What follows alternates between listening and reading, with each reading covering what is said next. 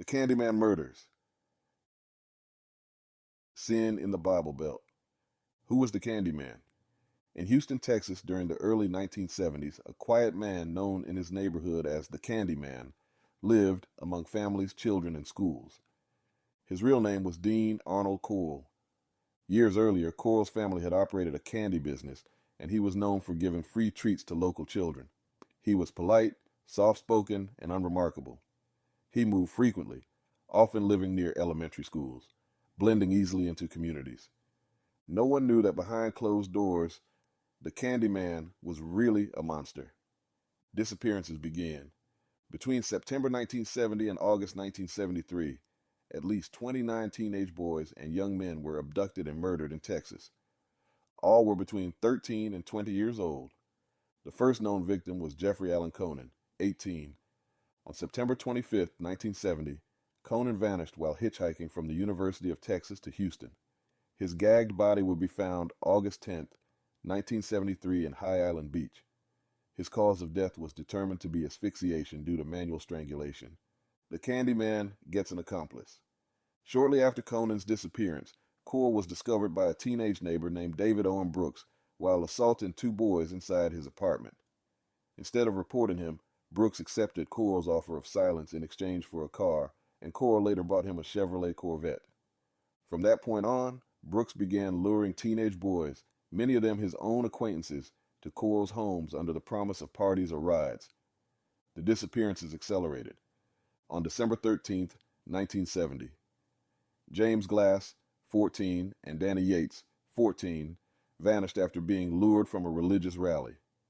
On January 30, 1971, brothers Donald and Jerry Waldrop disappeared while walking home. On March 9th, Randall Harvey, 15, vanished while cycling to work.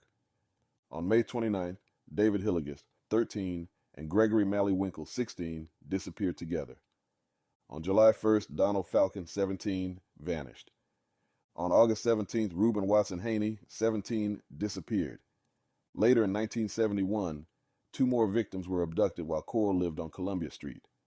Their identities remain unknown. In every case, the families pleaded for help, but the police rarely investigated. Instead, they often labeled the boys as runaways despite a lack of evidence. A second accomplice appears. In early 1972, a second teenager, Elmer Wayne Henley, was introduced to Corll. Henley initially believed Corll was part of a criminal ring that sold boys, not killed them.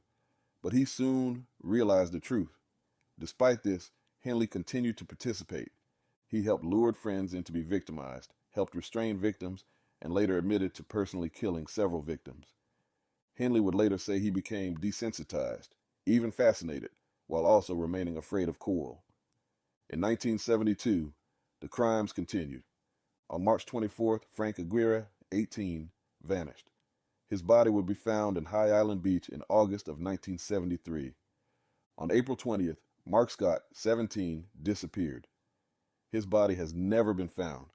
Before June, Billy Balch and Johnny DeLome vanished. Billy's body was recovered from High Island Beach in August of 1973. On July 19th, Stephen Sickman, 17, disappeared. Around August 21st, Roy Bunton, 19, vanished. On October 3rd, Wally J. Semino and Richard Hembry were abducted together. In November, Willard Branch, 18, and Richard Kepner, 19, disappeared. Richard was found in August of 1973 in High Island Beach. The pattern should have been unmistakable, but police continued to look the other way. Escalation. In January 1973, Corll moved to Work Road, and within weeks, Joseph Lyles, 17, vanished. On June 4th, William Ray Lawrence, 15, disappeared. Less than 2 weeks later, Raymond Stanley Blackburn, 20, vanished. Both William and Raymond's bodies were discovered at Lake Sam Rayburn in August of 1973. In early July, Homer Louis Garcia, 15, was killed. His body was found at Lake Sam Rayburn in August of 1973. On July 12th, John Sellers, 17, vanished. His body was found in August of 1973 at Highland Beach. On July 19th, Michael Balch, 15, disappeared. His body was discovered at Lake Sam Rayburn in August of 1973. On July 25th, Charles Cobble and Marty Ray Jones vanished together. On August 3rd, James Stanton Dreamella, only 13 years old, became Corll's final victim. The night it ended. On August 7th, 1973, Corll turned on Henley after he brought a 15-year-old girl, Rhonda Williams, into the house. Henley woke up handcuffed, gagged, and bound, with Curley and Williams restrained beside him. Corll told Henley he had ruined everything by bringing a girl. He ordered Henley to participate in the assault and murder of Williams. When Williams asked Henley if he was going to do anything to stop what was happening, Henley realized there would be no survival for any of them. When Corll advanced toward him, Henley fired. At 8:24 a.m., Henley called police and said, "I just killed a man." Discovery. Police initially believed this was a single homicide. Henley insisted it was not. He named missing boys and directed police to a rented boat shed. Police searched the rented boat shed, locating the remains of James Glass, Danny Yates, Donald and Jerry Waldrop, Randall Harvey, David Hilligist, Gregory Malleywinkle, Stephen Sickman, Roy Bunton, Wally J. Semino, Richard Hembry, Willard Branch, Charles Cobble, Marty Ray Jones, and James Stanton Dreamella. Partial remains of Donald Falcon and 2 unidentified victims were also uncovered.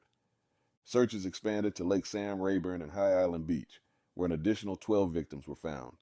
By August 13, 1973, 27 victims had been recovered. It was the worst serial murder case in American history at the time. Aftermath. Henley confessed to participating in multiple murders. Brooks later admitted involvement in abductions and burials. By May 1974, 21 victims were identified. 2 more were identified in 1983 and 1985. 2 additional victims were officially linked in 2011. 1 victim, Mark Scott, remains missing. Trials. Brooks was convicted for the murder of William Ray Lawrence and sentenced to life.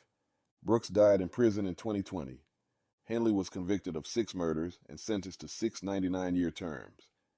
Henley remains incarcerated, denied parole most recently in November 2025. Boys vanished from the same neighborhoods again and again and again. Families searched. Police ignored an obvious pattern. In the end, 29 young lives were taken in a murder spree that happened in plain sight but went unnoticed by law enforcement until it was too late. How many lives could have been saved if police had taken the first disappearances seriously?